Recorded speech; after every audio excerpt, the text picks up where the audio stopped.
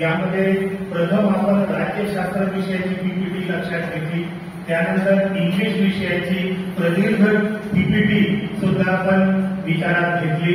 आता कॉमर्स या विषयावर जे काही पीपीटी तयार केलेली आहे म्हणजे थोडक्यात कॉमर्स या विद्याशाखेबद्दल आपल्या महाविद्यालयामध्ये कोणकोणत्या सुविधा आहेत याबद्दल आपल्याला माहिती विचारात घ्यायची आहे।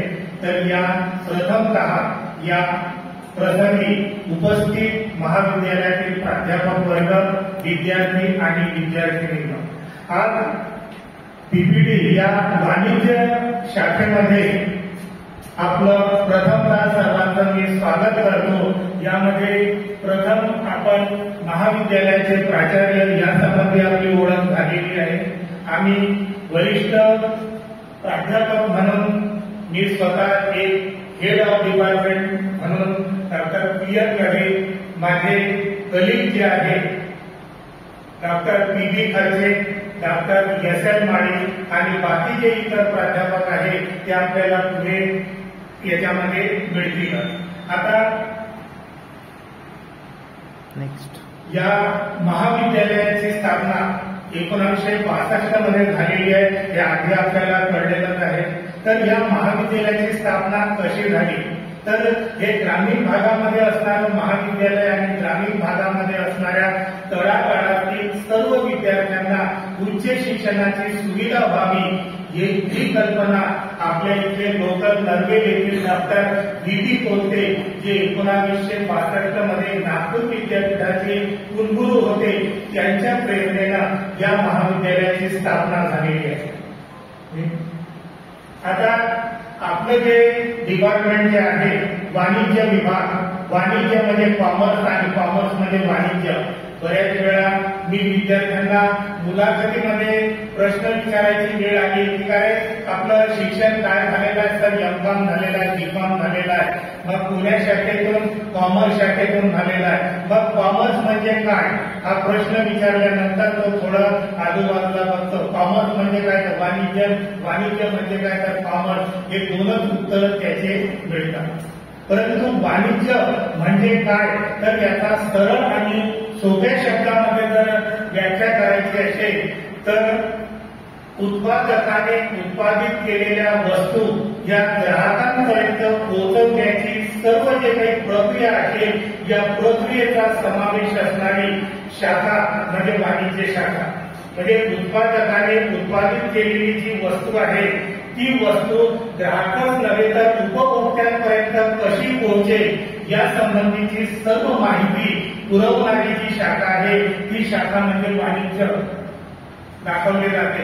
आता थोडक्यामध्ये वाणिज्यामध्ये जे आपण म्हणतो किंवा एखादं उत्पादन झालेलं आहे ते उत्पादन कसं आणि ग्राहकांपर्यंत कसं पोहोचेल, तर उदाहरणार्थ साखरेचं उत्पादन करण्याकरिता साखरेच्या उत्पादनाकरता शेतकरी शेतामध्ये ऊसाचं उत्पादन करेल आणि तयार झालेले साखर ग्राहकाच्या नव्हे उपभोक्त्याच्या सकाळी चहामध्ये कशी पोहोचेल इथपर्यंतची संपूर्ण प्रक्रिया ही या वाणिज्याच्या मार्फत आपल्याला यातून दिल्या जाणार आहे। त्यानंतर पुढचा मुद्दा जो येतो की वाणिज्याचे प्रकार। वाणिज्याचे प्रकार दोन दाखवले जातात, एक म्हणजे व्यापार आणि दुसरा व्यापाराकरिता सहाय्यक असणारे सर्व कार्य या माध्यमातून आपण वाणिज्याचा विचार करत आहोत। तर पुढचं जे आहे की वाणिज्याची वैशिष्ट्य। पहिलं वैशिष्ट्य हे वाणिज्य कला आहे की शास्त्र आहे हा पहिला प्रश्न निर्माण होतो। तर वाणिज्य हे कलाही आहे आणि शास्त्रही आहे, दोघांचा संगम करणारं हे वाणिज्य आहे की तिथे कलेचाही उपयोग होईल आणि तिथे शास्त्राचा सुद्धा उपयोग होईल असे हे वाणिज्य शाखा आहे। त्यानंतर वाणिज्याशिवाय व्यावसायिक कार्य असंभव आहे। वाणिज्य उत्पादक आणि उपभोक्ता यांच्यामध्ये संबंध निर्माण करते। वाणिज्यामध्ये उत्पादकाने उत्पादित केलेल्या वस्तू खरेदीदार उपभोक्त्यांपर्यंत पोहोचवितो। वाणिज्याद्वारे वस्तूचे वितरण करणे सोपे होते। हे जे आपण वाणिज्याचे वैशिष्ट्य जे दाखवलेले आहे। आता या सर्व वैशिष्ट्य प्राप्त कसे केल्या जातील तर वाणिज्य आपण या नवीन शैक्षणिक धोरणामध्ये म्हटलेलं आहे की वाणिज्य हे केवळ कारकून निर्माण करणार नाही तर वाणिज्य स्वयंरोजगार निर्माण करेल, रोजगार मागणार नाही, रोजगाराचा पुरवठा करेल, या दृष्टिकोनातून हे सर्व जे काही तत्व जे आहे, वैशिष्ट्य जे आहे, हे वैशिष्ट्य या वाणिज्य विभागामध्ये विचारात घेतलं जाणार आहे. तर नंतर वाणिज्याचं महत्व. आता भारतीय अर्थव्यवस्था जे आपण विचारात घेतो आहे, सध्या आपण म्हणतोय की वाणिज्याची भारताची अर्थव्यवस्था ही 3ऱ्या क्रमांकावर आहे. पहिल्या नंबरवर अमेरिका, चायना, नंतर भारताची अर्थव्यवस्था लागते. तर जे काही पुढचं अनुमान जे काढलं जाते की 2060 मध्ये भारताची अर्थव्यवस्था ही नंबर 1 ची होणार आहे. तर यामध्ये सर्वात महत्वाची भूमिका बजावणार आहे हे वाणिज्य विभाग. तर वाणिज्यामध्ये केवळ उत्पादक, आपण म्हणतो की भारताचा विकास झाला पाहिजे, भारतामध्ये 60 ते 70% शेतकरी आहे, ग्रामीण भागामध्ये भारत आहे, तर ग्रामीण भागाचा विकास झाला तर भारताचा विकास होईल. एवढंच नव्हे तर जेवढं भारतामध्ये मोठ्या प्रमाणात औद्योगिकरण वाढेल, एंटरप्रिनरशिप वाढेल, उद्योजकता वाढेल, तेवढी आपली अर्थव्यवस्था मजबूत होईल. आणि हे उद्योजकता प्रामुख्याने या वाणिज्याच्या मार्फत आपल्या समोर दिल्या जाणार आहे. तर वाणिज्याच्या महत्वामध्ये प्रोत्साहन, वाणिज्यामुळे तांत्रिकीकरणाचा विकास, रोजगाराची निर्मिती, वाणिज्य शिक्षणामुळे व्यापारी व उद्योजक निर्माण होतात, योग्य वेळी योग्य ठिकाणी योग्य किमतीत वस्तूचा पुरवठा, नागरिकांच्या जीवनमानाचा विकास. आता हे जे मुद्दे जे आपण लाभ म्हणून लक्षात घेतले, ते वाणिज्यामुळे काय निर्माण होणार आहे, वाणिज्य शिक्षण प्राप्त केल्यामुळे काय मिळेल, तर त्यामध्ये की औद्योगिकरणाला प्रोत्साहन मिळेल, अर्थव्यवस्थेचा विकास करण्याकरता उद्योगाला प्रोत्साहन दिले जाईल, त्यानंतर तांत्रिकीकरणाचा विकास होईल, स्वयंरोजगाराची निर्मिती होईल, त्यानंतर व्यापारी उद्योजक वगैरे हे सर्व लाभ या वाणिज्याच्या मार्फत दिल्या जातील आणि शेवटी भारतीय नागरिकांच्या जीवनमानामध्ये वाढ होईल. आता आपला महत्वाचा मुद्दा जो आहे की तुम्ही इथे वाणिज्यामध्ये प्रवेश प्राप्त केलेला आहे, इथे तुम्ही B.Com ही पदवी प्राप्त करणार. आता B.Com पदवी प्राप्त केल्यानंतर समोर तुमच्या समोर आव्हानं निर्माण होते की आता B.Com झाला काय करायचं. तुम्ही सांगितलं होतं सुरुवातीला की उद्योजकता निर्माण करा, उद्योजक निर्माण व्हाल, बेरोजगारी दूर होईल, असे प्रश्न आपण या मार्फत सोडवणार आहोत. परंतु यातून आपण B.Com झाल्यानंतर आपण CA चार्टर्ड अकाउंटंट ही पदवी आपण प्राप्त करू शकतो B.Com नंतर. आज जसं सायन्स विज्ञान क्षेत्रामध्ये डॉक्टर झालं, मेडिकल झालं म्हणजे मोठ्या प्रमाणामध्ये तो आपल्या उत्पन्नामध्ये वाढ करू शकतो, खूप कमाई करू शकतो. डॉक्टर म्हणजे MBBS MDच्या तुलनेनं वाणिज्यामध्ये ही CA चार्टर्ड अकाउंटंट ही पदवी महत्वाची आहे. आणि आपल्या महाविद्यालयातून आजही कमीत कमी 25 विद्यार्थी हे CA करत आहेत की ज्यांनी CA ला ऍडमिशन घेतलेली आहे, आपले ते कॉमर्स सुद्धा तयारी करतात. जवळजवळ माझ्या समोर आता बरेचसे कालच एक CA चा विद्यार्थी भेटला की जो चेन्नईला कार्यरत आहे. त्यानं जे सांगितलं की आधी तोच विद्यार्थी B.Com ला शिकत असताना तो जेव्हा B.Com झाल्यानंतर माझ्याजवळ आला की सर आता पुढे काय करायचं, मी त्याला म्हटलं M.Com कर, बाकी त्यातून नोकरी मिळेल, नाही सर CA केलं तर म्हटलं CA मध्ये तुला टिकाव लागेल का, तर मी प्रयत्न करतो. म्हटलं जर प्रयत्न तू करत असाल तर निश्चितच CA होणार. आणि तो विद्यार्थी त्या बॅचमध्ये 7 विद्यार्थी CA झालेले आहेत. कोणी पुण्याला आहे, मुंबईला, म्हणजे पहिली माझ्या आयुष्यातली माझी पहिली बॅच की त्या एका बॅचमध्ये 7 विद्यार्थी B.Com नंतर CA झालेले आहेत. आणि त्यांचे वारंवार संपर्क ते माझ्याशी साधत असतात. मी त्यातल्या काही विद्यार्थ्यांना बोलवलेले आहे की यावेळेस आमचं वाणिज्य अभ्यास मंडळ स्थापन होईल तेव्हा तुम्ही कोणतरी यायचं. तर त्यातल्या एका विद्यार्थ्यानं मला सांगितलं सर फक्त 2-3 दिवस आधी सांगा, मी हजर राहील इथे आपण दिलेल्या तारखेला. तर हे CA जे आहे यांचं काय मेहनत घेतलेली आहे ते थोडक्यात आपल्यासमोर सांगतील. त्यानंतर MCA, नंतर MLW, CS, CFA, MMS, EDI, LLB, MBA, MCOM, MHRD, EDI, ICWA, BA. म्हणजे जे शिक्षक ज्यांना शिक्षक बनायचं आहे ते BEd घेतात आणि आज शिक्षक प्राध्यापक ही नोकरी फार कठीण झालेली आहे.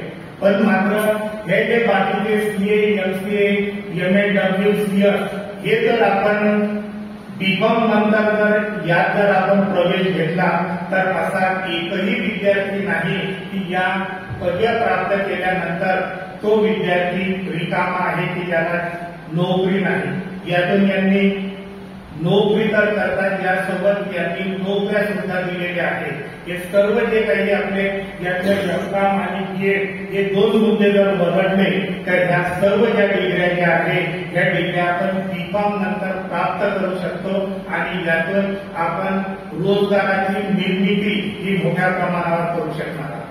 त्यानंतर पुढचा याचा स्कोप ऑफ कॉमर्स, यामध्ये हे जे 10 डिप्लोमा जे दिलेले आहे की तुम्ही B.Com करत असताना इथे B.Com ला ऍडमिशन घेतलेली आहे, यासोबत हे जे डिप्लोमा इन टॅक्सेशन हे वगळून 9चे डिप्लोमा आहे. आपण B.Com चालू असताना हे डिप्लोमा आपण करू शकतो.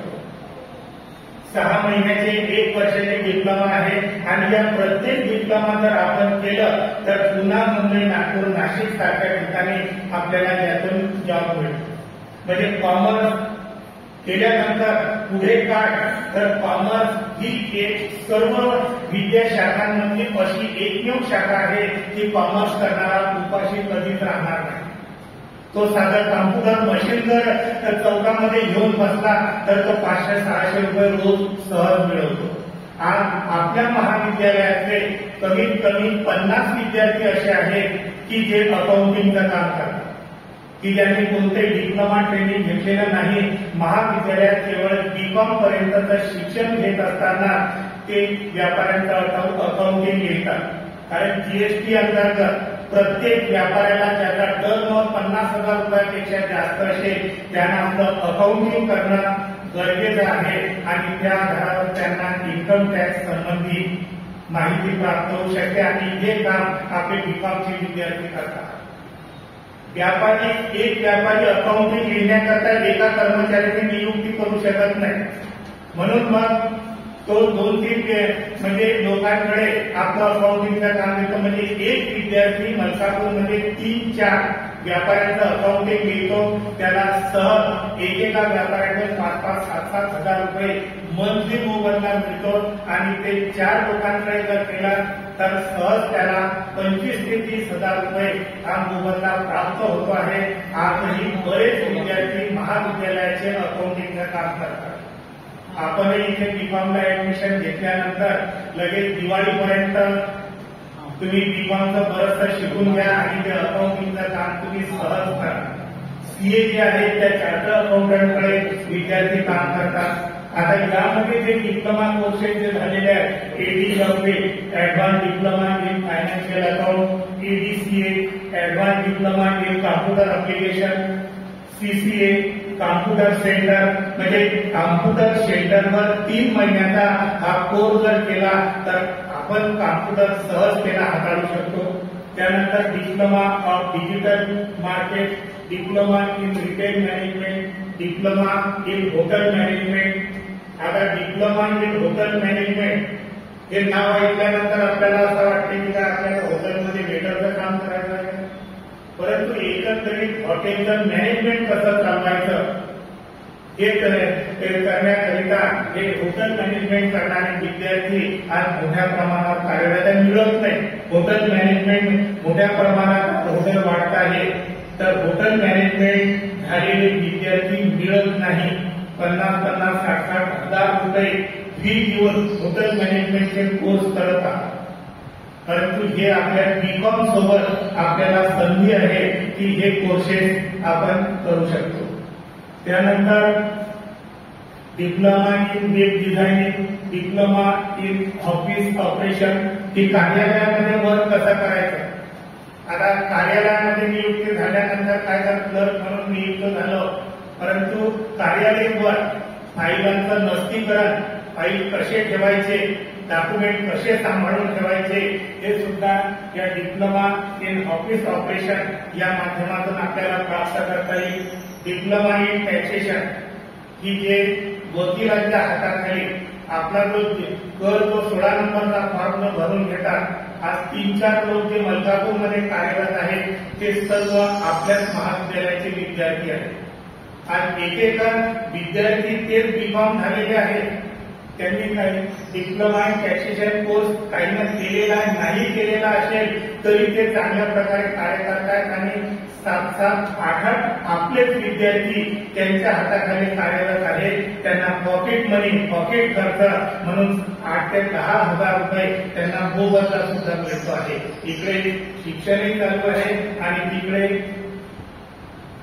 ते वकिलाच्या हाताखाली सुद्धा ते काम करत आहे. त्यानंतर diploma in stock banking, banking क्षेत्रामध्ये कार्य करण्याकरिता, बँकिंग क्षेत्रात नोकरी मिळवण्याकरिता हे डिप्लोमा इन स्टॉक बँकिंग हे कोर्सेस मोठ्या प्रमाणावर कार्यरत आहेत. आपण बीकॉम सोबतच हे कोर्सेस ऑनलाईन मार्फतही करू शकतो. आता पुढचा मुद्दा लक्षात घ्यायचा तर कॉमर्स डिपार्टमेंट एस्टॅब्लिश मी सुरुवातीला सांगितलं की डॉक्टर व्ही कोतेल यांच्या प्रेरणेतून 1962 मध्ये या महाविद्यालयाची स्थापना झालेली आहे. तेव्हापासून मोठ्या संख्येनं हे कॉमर्स डिपार्टमेंट इथे कार्यरत आहे. सर्वात मोठी संख्या सुरुवातीला या महाविद्यालयामध्ये कॉमर्सची असायची. मी सुद्धा याच महाविद्यालयाचा विद्यार्थी आहे. इथं 11व्या वर्गापासून तर बीकॉम झालेलो आहे. इथं प्राध्यापक म्हणून नोकरी करतो आहे. तर इथे कॉमर्स डिपार्टमेंट सुरू झालं 1962 मध्ये.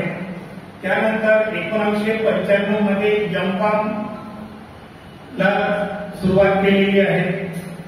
त्यानंतर जसं इंग्रजी माध्यम, इंग्रजी या विषयाची आवश्यकता लक्षात घेऊन आणि विद्यार्थ्यांची मागणी विचारात घेता 2011 मध्ये स्वतंत्र इंग्रजी क्लास इथे सुरू करण्यात आलेला आहे. म्हणजे आपल्या इथे 120 विद्यार्थी मराठी मीडियम करतात, तर 120 विद्यार्थी हे इंग्लिश मीडियम करतात. इतकी इंटेन्स कॅपॅसिटी आपली बीकॉम मध्ये आहे. आज मोठ्या प्रमाणात मराठी मीडियम पेक्षा इंग्रजी माध्यमामध्ये विद्यार्थ्यांचे प्रवेश जास्त आहे. त्यानंतर रिसर्च सेंटर पीएचडी कॉमर्स मधून म्हणजे 2 विषयामध्ये अकाउंट अँड स्टॅटिस्टिक्स आणि कॉमर्स या 2 विषयामध्ये महाविद्यालयामध्ये आज इथे 14 विद्यार्थी पीएचडीचं शिक्षण घेत आहेत. आपल्या महाविद्यालयामध्ये प्राध्यापक आहेत. आज मी पीएचडीचा गाईड आहे. Doctor P B. खडसे सुद्धा गाईड आहेत. माझ्या अंडर आजपर्यंत 11 विद्यार्थ्यांनी पीएचडी प्राप्त केलेली आहे. यामध्ये 2 विद्यार्थी आर जोशी आणि रुपाली इंगळे मॅडम बाकी सध्या पीएचडी करत आहेत. इंगळे सर सुद्धा पीएचडी करत आहेत. त्यांना पीएचडी करता महाराष्ट्र शासनाकडून स्कॉलरशिप सुद्धा मिळते आहे. जे 14 विद्यार्थी इथे पीएचडी करत आहेत त्यापैकी 5-6 लोकांना शासनामार्फत स्कॉलरशिप सुद्धा मिळत आहे. स्कॉलरशिप बरीच मोठ्या प्रमाणावर 30-32 हजार रुपये मंथली ही स्कॉलरशिप या माध्यमातून मिळत आहे. त्यानंतर इथे आता या वाणिज्य शाखेमध्ये कार्यरत असणारा स्टाफ सुरुवातीला फक्त आमचे 3 लोकांचे नावं दिसले आणि मोठे सिनियर म्हणून सुरुवातीला 3 लोकांचे नावं दाखवले. परंतु आम्हाला मोठ्या प्रमाणात सहकार्य करणारे सुद्धा प्राध्यापक आहेत. ज्यामध्ये रुपाली इंगळे, के.सी. इंगळे, सीमा खेडकर, प्रीती नापळे, डी.एस. देवळे, आर जोशी. आमच्यापेक्षा जास्त मेहनत घेऊन विद्यार्थ्यांकरता सहकार्य करणारे, योगदान देणारे हे लोक इथे कार्यरत आहेत. म्हणजे आता आम्ही 2 लोक एका वर्षामध्ये इथून जाणार आहे. परंतु पुढे या महाविद्यालयाची संपूर्ण जबाबदारी या लोकांवर आहे आणि हे चांगल्या प्रकारे आपलं शैक्षणिक कार्य हे पूर्ण करत आहे. आधुनिक तांत्रिक स्वरूपाचं जे आहे ते माझ्यापेक्षाही इंगळे सर, माळी सर, त्यानंतर कॉम्प्युटर जाणणारे प्रीती नागरे मॅडम हे मोठ्या प्रमाणावर आपल्याला तांत्रिक स्वरूपाचं कॉम्प्युटरचं शिक्षणामध्ये इथे तुम्हाला मदत त्यांची मोठ्या प्रमाणावर होणार आहे. त्यानंतर आता महाविद्यालयामध्ये एक्सटेन्शन ऍक्टिव्हिटी कोणकोणत्या आहेत की जे मी बोलतो की क्रेडिट आपल्याला वाढवणं गरजेचं आहे.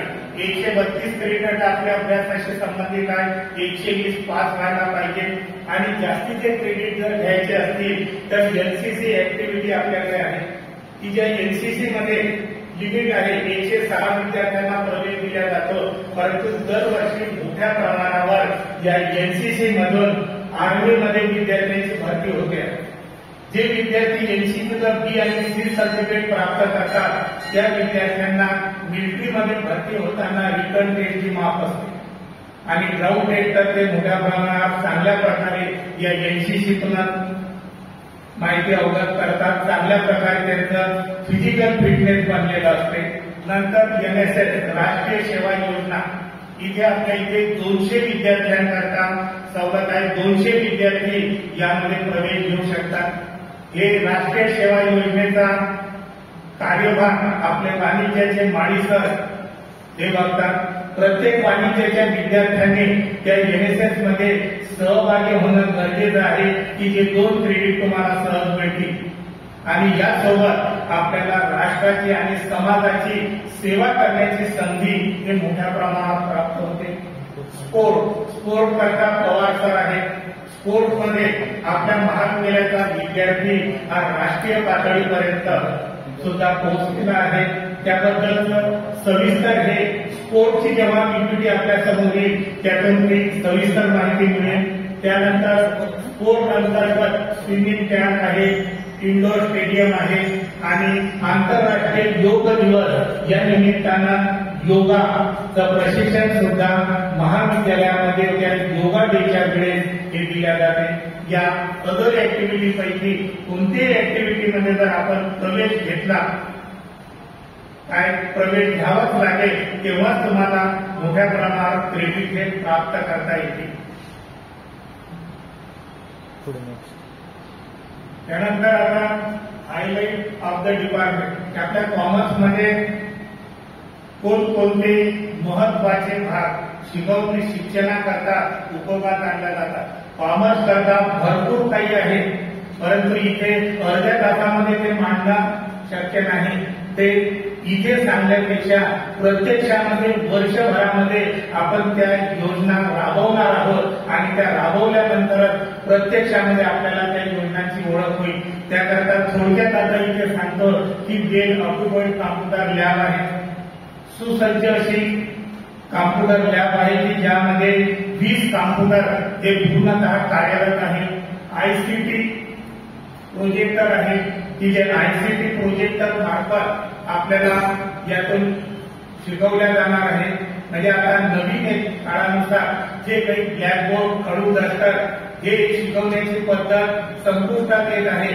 सर्व शिक्षण हे आयसीटी प्रोजेक्टर मार्फत दिल्या जाणार आहे आणि प्रत्येक वर्गामध्ये आज जरी नाही, आज आपल्याकडे 3 वर्ग खोल्यांमध्ये प्रोजेक्टर आहे.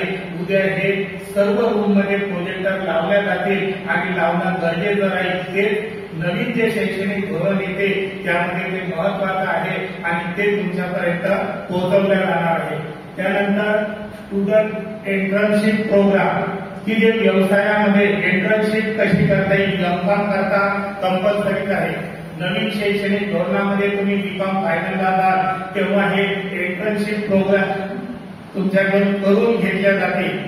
तुम्हाला ते सर्टिफिकेट आणावं लागेल. म्हणजे कोणत्याही उद्योगामध्ये, कोणत्याही व्यावसायिक क्षेत्रामध्ये, व्यापार क्षेत्रामध्ये तुम्ही नवीन काय करून दाखवता आहे.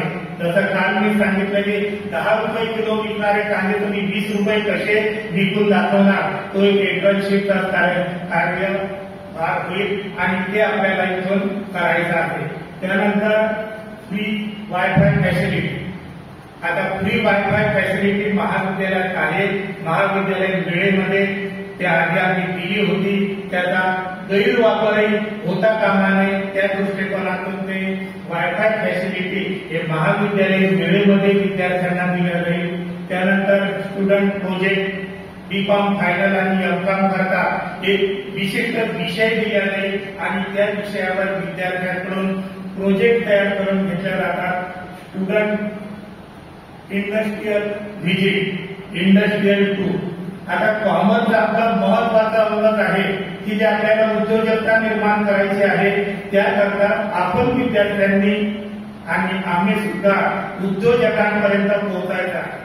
आपली जवळच इथे दसरखेड इथे MIDC आहे, खामगाव MIDC आहे, जळगाव MIDC मध्ये सुद्धा आपण जात असतो आणि तिथल्या इंडस्ट्रीला भेट दिल्या जाते आणि ती भेट दिल्यानंतर तुमच्याकडून एक प्रोजेक्ट तयार करून घेतला जातो, त्यासंबंधी अहवाल तयार करून घेतला जातो आणि त्या अहवालाच्या आधारात तुम्हाला ते क्रेडिट दिल्या जाते. त्यानंतर departmental library, having book, journal and PhD thesis. आपल्या इथे कॉमर्स डिपार्टमेंट आहे. यानंतर आपल्याला बघायचं आहे तिथे आपल्या डिपार्टमेंट सुद्धा कमीत कमी 250 ते 300 पुस्तक डिपार्टमेंटमध्ये आहे आणि लायब्ररीमध्ये काही जवळजवळ 12,000 पुस्तकं आहेत. ते पुढच्या स्लाइडमध्ये आपल्याला दिसतील. या सर्व पुस्तकांचा उपयोग हा आपल्याकरता होणार आहे. त्यानंतर क्वेश्चन पेपर बँक, हे महत्वाचा मुद्दा आहे की क्वेश्चन बँक परीक्षेच्या दृष्टिकोनातून भाराभर पुस्तक वाचायची गरज नाही. आम्ही सांगतो की मागचे 5 वर्षाचे पेपर बघा किंवा 3 वर्षाचे पेपर जर बघितले तर त्या 3 वर्षाच्या पेपर मधूनच तुमचा येणारा पेपर तयार होतो. अशा पेपरची क्वेश्चन बँक सर्वात मोठ्या प्रमाणावर आपल्या डिपार्टमेंटमध्ये उपलब्ध आहे. मी विद्यार्थी होतो तेव्हापासूनचे मी माझे क्वेश्चन पेपर ठेवलेले आहेत त्यामध्ये. तर आजपर्यंत नुकत्याच झालेल्या आपल्या समर 24 या परीक्षेचे क्वेश्चन पेपर सुद्धा आपल्याला त्या क्वेश्चन बँकमध्ये उपलब्ध आहे. त्याचा आपण आपल्या गरजेनुसार उपयोग करू शकाल. आता यामध्ये जे महाविद्यालयामध्ये प्राध्यापक आहे ते विद्यापीठाच्या विविध कार्यकारिणीवर काम करत आहे. यामध्ये मी स्वतः, नंतर खर्चे सर, नंतर आपले प्राचार्य चव्हाण सर आणि शुक्ला सर यांनी आतापर्यंत BOS या बोर्ड ऑफ स्टडीजवर काम केलेलं आहे की जिथून सिलेबस तयार होता. मला मात्र जास्त संधी मिळालेली आहे की मी 2007 पासून तर आजपर्यंत या बोर्ड ऑफ स्टडीजवर कार्यरत आहे की मी माझ्या हातून जे सिलेबस झालेले आहे, इयरली सिलेबसही तयार झालेला आहे, सेमिस्टर पॅटर्नचाही सिलेबस झालेला आहे, CGSचाही सिलेबस तयार झालेला आहे, CBCSचाही झालेला आहे आणि आज आता NEPचाही सिलेबस हा BOS मध्ये माझ्या हातून तयार झालेला आहे. त्यानंतर या BOS मधूनच फॅकल्टी मेंबर, नंतर BOSचा चेअरमन, त्यानंतर अकॅडमिक काउन्सिल अशा विविध कार्यकारिणीवर माझं कार्य झालेलं आहे. याचा मोठ्या प्रमाणाचा उपयोग हा विद्यार्थ्यांना होत आहे आणि मी जोपर्यंत आहे, जिवंत आहे तोपर्यंत या वाणिज्य विद्यार्थ्यांना मी माझ्या शिक्षणाचा, पात्रतेचा उपयोग शेवटच्या क्षणापर्यंत देत राहील. रिटायर झालो तरी मलकापूर सोडून काही जाणार नाही, मलकापूरमध्येच राहील आणि अधूनमधून महाविद्यालयामध्ये येत राहील की ज्या महाविद्यालयामध्ये विद्यार्थी होतो, विद्यार्थी दशा संपल्यानंतर त्याच महाविद्यालयाला नोकरी दिली आणि शेवट 35 वर्षाची नोकरी इथे होणार आहे म्हणून त्याला सोडून जाणार नाही. तर शेवटच्या क्षणापर्यंत या महाविद्यालयाच्या विद्यार्थ्यांकरता जेवढं काही करता येईल तेवढं करायचा मी प्रयत्न करणारच आहोत.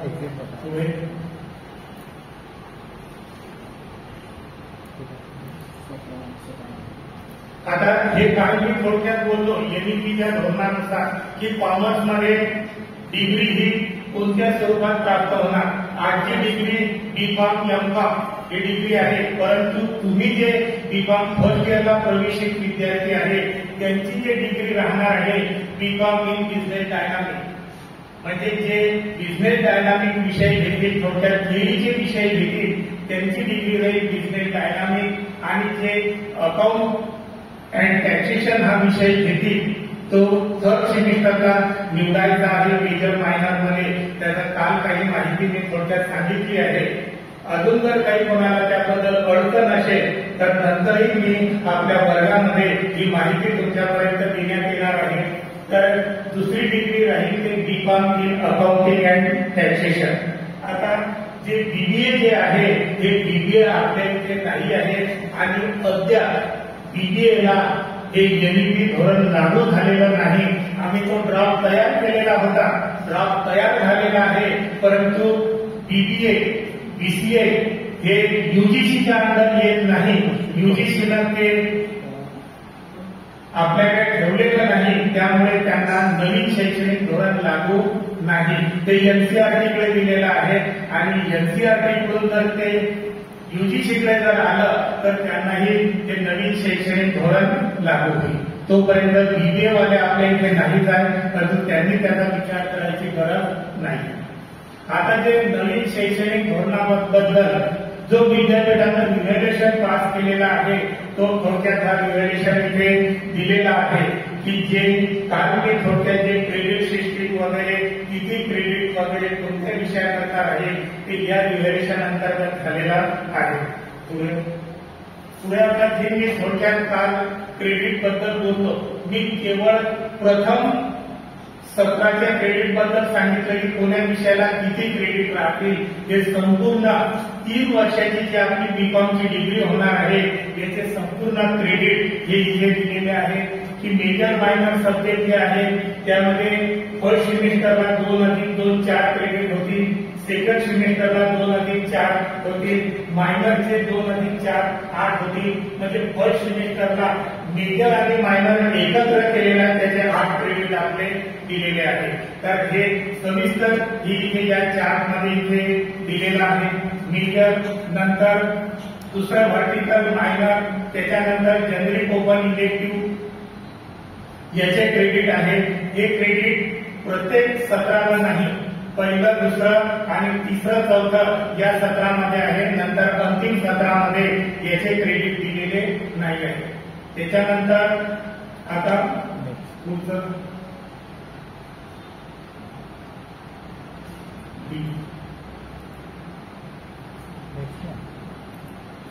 ऍडजस्ट करायचं होतं. आता व्हर्टिकल डी ई एफ हे जे 6 व्हर्टिकल कार्य सांगितले होते की त्यामध्ये डी व्हर्टिकल मध्ये विषय कोणते आहेत, ई व्हर्टिकल मध्ये, एफ व्हर्टिकल मध्ये, की हे यातला डी व्हर्टिकल मधला जो आहे की ते आपल्याकरता कंपल्सरी सब्जेक्ट आहे कॉम्प्युटर स्किल वगैरे. त्यानंतर बाकीचे ई व्हर्टिकल आणि एफ व्हर्टिकल मधले जे ऑप्शनल जे आहे की या माध्यमातून आपण केवळ क्रेडिट वाढवणार आहोत. आता इथं सविस्तर हे ग्रुपवर हे पूर्ण पीपीटीच पाठवून देणार आहे ग्रुपवर, त्यामुळे याचा सविस्तर तुम्हाला तिथे माहिती प्राप्त करता येईल. काही अडचण असली तर ते तुम्ही जेव्हा तेव्हा मला विचारणार, त्याबद्दल मी माहिती सांगणार आहे. आता हे आपलं पहिलं सेमिस्टर, पहिल्या सेमिस्टरचे हे विषय जे काल पीपीटी नसल्यामुळे हे आपल्या समोर दाखवता आलं नाही. यातले जे कलर मध्ये जे आहे जेनेरिक ओपन इलेक्टिव्ह हे कॉमर्स विद्याशाखेचे विषय आहे, परंतु कॉमर्सचा विद्यार्थ्याला घेता येणार नाही. ही आपली बास्केट आहे. ही बास्केट आपण बाकी इतर विद्यार्थ्यांकरता ओपन केलेली आहे की बाकी अदर शाखेचे विद्यार्थी हे विषय निवडू शकतील. बाकीचे ब्लॅक कलर मध्ये जे दिलेले आहे हे सर्व विषय आपल्याकरता आवश्यक आहे. त्याचे क्रेडिट वगैरे दिलेले आहे, त्याचे पीरियड वगैरे दिलेले आहे, हे सर्व माहिती इथं आपल्याजवळ उपलब्ध आहे. म्हणजे हे फर्स्ट सेमिस्टर आणि सेकंड सेमिस्टर हे सेकंड सेमिस्टरचे विषय आहे आणि पुढचे स्लाइड हे फर्स्ट सेमिस्टरचे. आता यामध्ये महत्वाचा मुद्दा आहे की इव्हॅल्युएशन. काल शेवटी सांगताना जे पेपरचं स्वरूप आणि पेपरचं मूल्यांकन कसं राहील ते या स्लाइडवर दाखवलेलं आहे. यामध्ये थेअरी पेपर आणि प्रॅक्टिकल पेपर राहतील. पेपरचं स्वरूप जे आहे 30-20 आहे. टोटल विषयाचे गुण राहतील 50, त्यापैकी 30 मार्काचा थिअरी आणि 20 मार्काचा प्रॅक्टिकल राहणार आहे. 20 पैकी 30% म्हणजे 9 गुण मिळवणं आवश्यक आहे आणि असाइनमेंट पैकी 20 पैकी 6 गुण मिळवणं आवश्यक आहे. 9 आणि 6 15 गुण मात्र क्रेडिट मिळण्याकरता, विषय पूर्ण पास होण्याकरिता त्या गुणांची टोटल ही 20 असायला पाहिजे. म्हणजे टोटल पासिंग 40%, इंडिव्हिज्युअल पासिंग 30%, हे आपले विषय राहू नाही याच्याकरता हे सवलत इथे देण्यात आलेली आहे.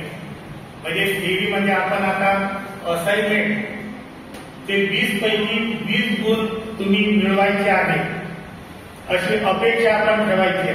मग ते 20 गुणांचं विभाजन कसं आहे तर 20 गुणांपैकी 8 गुण हे एमसीक्यू प्रश्न राहतील.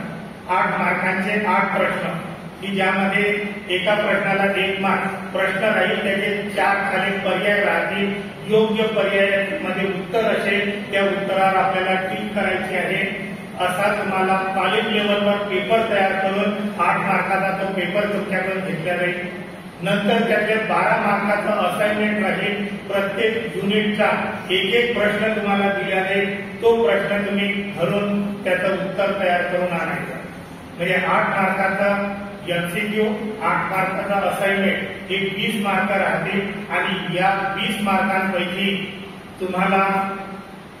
तुम्ही अपेक्षा ठेवायला पाहिजे की 20 पैकी 20 मिळाले पाहिजे. त्यात जर 20 पैकी 5च मिळाले तर तुम्हाला विषय तो डबल दिला जाईल. मग तो विषय तुम्हाला डबल देताना पूर्ण पासिंगच तुम्हाला थिअरी मधून क्लिअर करावं लागेल.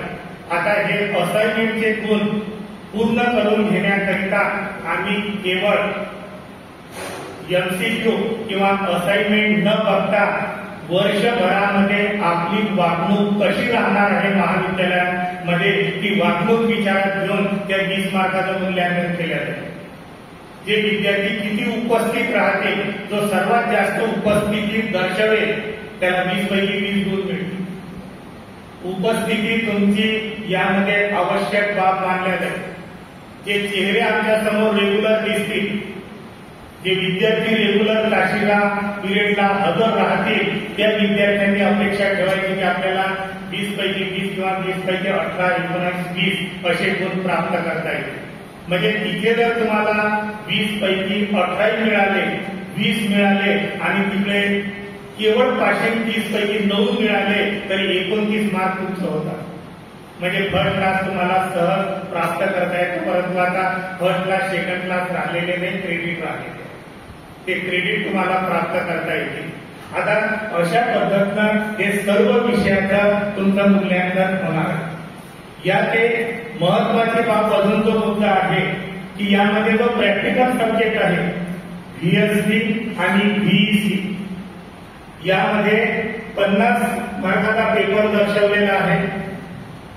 आता इथे सध्या विद्यापीठामध्ये या मुद्द्यावर चर्चा आहे की हा जो प्रॅक्टिकली कॉम्प्युटरचा पूर्ण पेपर हा महाविद्यालय पातळीवर घ्यायचा की विद्यापीठ पातळीवर घ्यायचा. जसं बाकीचे जे मेजर मायनर सब्जेक्ट बद्दल मी सांगितलं की 30-20चं त्याचं स्वरूप राहील. 30 मार्काचा थिअरी पेपर तो विद्यापीठ घेणार आहे आणि 20 मार्काचं असाइनमेंट राहील. त्याचं डिस्ट्रीब्युशन कसं राहील ते थोडक्यात सांगितलं. परंतु या प्रॅक्टिकल विषयाबद्दल जे आहे, या विषयाबद्दल विद्यापीठानं असं धोरण ठरलेलं आहे की हा पूर्ण विषय महाविद्यालय पातळीवर घ्यायचा. विद्यापीठ क्वेश्चन पेपर तयार करील, महाविद्यालयानं परीक्षा घ्यायची आहे, मूल्यांकनही महाविद्यालयानंच करायचं आहे आणि केवळ मार्क पाठवायचे. परंतु जे 18 तारखेला जे वर्कशॉप झालं त्यावेळेस हा मुद्दा सभागृहावर ठेवल्यानंतर यामध्ये सभागृहानं ठरवलं किंवा सर्वच महाविद्यालयावर जर दिलं तर आम्ही लोक सर्वांना 50 पैकी 50 मार्क,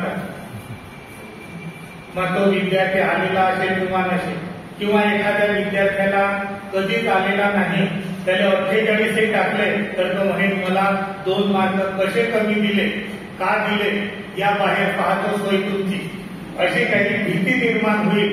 यामुळे हा जो थिअरीचा पेपर जो आहे तो सभागृहानं असं ठरवलं की याचा 30 मार्काचा थेरी पेपर घेऊन तो विद्यापीठानं काढायचा, विद्यापीठाच्या परीक्षेमध्ये तो पेपर घ्यायचा आणि 20 मार्काचं जे प्रॅक्टिकल आहे त्यातील मुद्दा असा निर्माण झाला की एक्सटर्नल इंटरनल आतापर्यंत यायचे. मग विद्यापीठाचं म्हणणं झालं किंवा आम्ही एक्सटर्नल काही पाठवणार नाही, इंटरनल आणि एक्सटर्नल तुम्हीच निवडायचे आहे आणि तुमच्या लेवलवरच घ्यायचं. मग त्यात एक ठरलं किंवा एक्सटर्नल पाठवायचंच आहे. एक्सटर्नल असल्याशिवाय मार्क कसे द्यायचे? विद्यार्थ्यांनी आमचा कॉम्प्युटर विभाग असा केलेला आहे, यायचं की यायचं नाही. परीक्षेच्या दिवशी त्याला फोन केला जातो. एखादी विद्यार्थिनी फोन केल्यानंतर ती बाहेर गावला असते, ते म्हणते मी येऊ शकत नाही. मग कॉलेज लेवलवर जर असलं तर यामध्ये शिस्त राहणार नाही, म्हणून त्यामध्ये सुद्धा विद्यापीठाचा एक्सटर्नल येईल आणि ती परीक्षा तो कंडक्ट करेल असा ठराव 18 तारखेला झालेला आहे. तो विद्यापीठासमोर तो आता पीओएस मध्ये जाईल, त्यानंतर फॅकल्टी आणि अकॅडमिक मध्ये जाईल. आणि माझ्या मते मी या कार्यकारिणीवर असल्यामुळे मी तर तिथे सांगतो की हे सर्व हे विद्यापीठामार्फतच होईल. महाविद्यालयामार्फत केवळ 20 मार्काचं प्रॅक्टिकल आणि त्यामध्ये महाविद्यालयाचा इंटरनल असेल आणि बाहेरचा एक्सटर्नल राहील, अशा स्वरूपामध्ये हे प्रॅक्टिकल परीक्षा घेतल्या जाईल. माझं तरी मत असं आहे आणि तेच ते राहील. आता यामध्ये एनरिचमेंट ऑफ टीचिंग ऍक्टिव्हिटी किंवा जसा शिक्षणाच्या पद्धती या दिवसेंदिवस बदलत आहे. हळूहळू दशकात हे पद्धत आता बंद होते आहे, तर त्या माध्यमातून इथे आता कोणकोणत्या माध्यमातून आम्ही केलेल्या शिक्षणाचं इव्हॅल्युएशन करणार आहे, मूल्यांकन करणार आहे. तर त्यामध्ये पहिला प्रोजेक्ट दिला जाईल, एखादा विषय देण्यात येईल आणि त्या विषयात तुमच्याकडून प्रोजेक्ट तयार करून घेतला जाईल. त्यानंतर युनिट टेस्ट, प्रत्येक विषयाचे 4 युनिट आहेत. आधी 5 युनिट होते, आता 4 युनिट आहे. ते 4 युनिट प्रत्येक युनिट संपल्यानंतर त्या युनिटवर 20 मार्काचे म्हणून युनिट टेस्ट घेतले जाते. 20 किंवा 10 मार्कांची ते संबंधित टीचर ठरवते. त्यानंतर सेमिनार, एखादा विषय आपल्याला दिला जाईल आणि त्या विषयावर सेमिनार द्यायचा आहे. विद्यार्थी समोर येईल आणि त्या विषयावर तुम्ही समोर बसणार आणि त्याच्यावर तो विद्यार्थी त्या संबंधित त्या विषयाचं मार्गदर्शन सेमिनारच्या माध्यमातून आपल्या समोर करेल. नंतर इंडस्ट्रियल व्हिजिट, त्यानंतर इंटर्नशिप किंवा इंटर्नशिपच्या सवलती आपल्याकडून दिल्या जातील आणि करून घेतल्या जातील. Practical, home assignment, use of ICT classroom, म्हणजे हे सर्व ज्या टीचिंग ऍक्टिव्हिटी ज्या आहे, या टीचिंग ऍक्टिव्हिटी तुमच्याकडून वर्षभरामध्ये पूर्ण करून घेतल्या जातील आणि आपण सर्वांनी यामध्ये सहभागी व्हायचं आहे की तुम्हाला जेणेकरून जास्तीत जास्त क्रेडिट दिल्या जातील. म्हणजे तुमचे जास्तीत जास्त जितके जास्त क्रेडिट तेवढं तुमचं जास्तीचा महत्व वाढेल. 120 क्रेडिट तर सर्वांनाच मिळतील. मग 120 पेक्षा जास्त क्रेडिट कसे मिळवायचे आहे, तर या सर्व ऍक्टिव्हिटीमध्ये आपल्याला सहभागी व्हावं लागणार आहे. आता जे महाविद्यालयांमध्ये सेंट्रल लायब्ररी आहे, पहिले मी डिपार्टमेंटल लायब्ररी बद्दल सांगितलं किंवा डिपार्टमेंटल लायब्ररीमध्ये किती पुस्तकं आहेत, किती थेसिस आहेत, किती जर्नल आहे.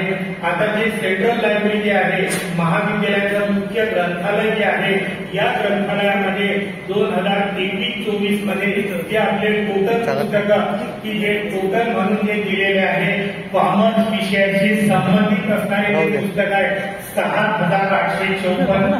त्यामध्ये केवळ कॉम्प्युटर विषयाशी संबंधित पेपर आहे, पुस्तक आहे 578.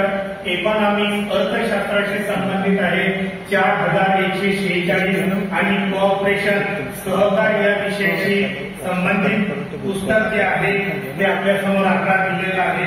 टोटल जो आकडा जो आहे तो मोठ्या प्रमाणावर म्हणजे जवळजवळ 10,000 ते 11,000 पुस्तकांचा आकडा हा आपल्या पुस्तकांचा होतो आहे.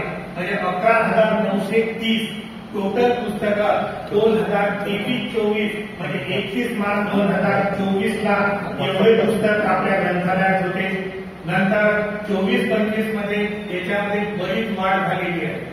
आम्ही विद्यार्थ्यांना ही सवलत देतो की तुला एखाद्या विषयाचा एखादा टॉपिक मिळत नसेल, त्याचं बुक्स नसेल, तू जिथे कुठे असेल तिथे पुस्तक खरेदी कर. त्या पुस्तकाचं बिल कॉलेजच्या नावावर आणायचं, पुस्तक आम्हाला दाखवायचं, त्या पुस्तकाचा उपयोग तू घे. नंतर पुस्तक लायब्ररीत जमा केल्या जाईल, त्याची रक्कमही तुला दिल्या जाईल. म्हणजे कॉमर्समध्ये अनेक विषय आहेत. काही मुद्दे असे आहेत की त्याचं बुक्स आपल्याला उपलब्ध नाही. मोबाईलच्या मार्फत सर्वच बुक्स उपलब्ध आहे, परंतु ग्रामीण भागातला विद्यार्थी मोबाईल हाताळू शकत नाही. म्हणून त्या पुस्तकासंबंधी जर कोणत्याही प्रकारची माहिती नवीन असेल आणि ती जर इतरत्र जर कुठे उपलब्ध होत असेल तर ते पुस्तक विद्यार्थ्याने खरेदी करायचं आणि महाविद्यालयाला आणून ग्रंथालयाला जर दिलं तर ग्रंथालय त्याची रक्कम आपल्याला देईल आणि पुस्तक सुद्धा आपल्याला वापरण्याकरता दिल्या जाईल. आपल्यालाही उपयोग होईल आणि इतर विद्यार्थ्यांना सुद्धा त्याचा उपयोग होऊ शकेल. म्हणजे एवढी हे एकंदरीत माहिती आहे. ही माहिती मी या कॉमर्स डिपार्टमेंट अंतर्गत आपल्याला द्यायची आहे. वर्षभरामध्येच नव्हे तर 3 वर्षामध्ये आपल्याला या संपूर्ण फॅसिलिटीचा उपयोग घ्यायचा आहे. आणि वाणिज्य विभागाचे 9 प्राध्यापक आहोत. हे 9 प्राध्यापक सतत तुमच्या सेवेकरिता हजर आहेत. कोणत्याही वेळी कोणत्याही माध्यमातून काही आपल्या अडचणी जर असतील तर मला किंवा माझे सहकारी जेवढे काही प्राध्यापक आहेत या प्राध्यापकांकडून तुम्ही आपल्या अडचणी ह्या सोडवू शकता. पेपर संबंधी, परीक्षेसंबंधी, विषयासंबंधी, काही नोट संबंधी, पुस्तकांसंबंधी ही सर्व माहिती आपल्याला महाविद्यालयामार्फत, डिपार्टमेंट मार्फत उपलब्ध करून दिल्या जाईल. एवढं मी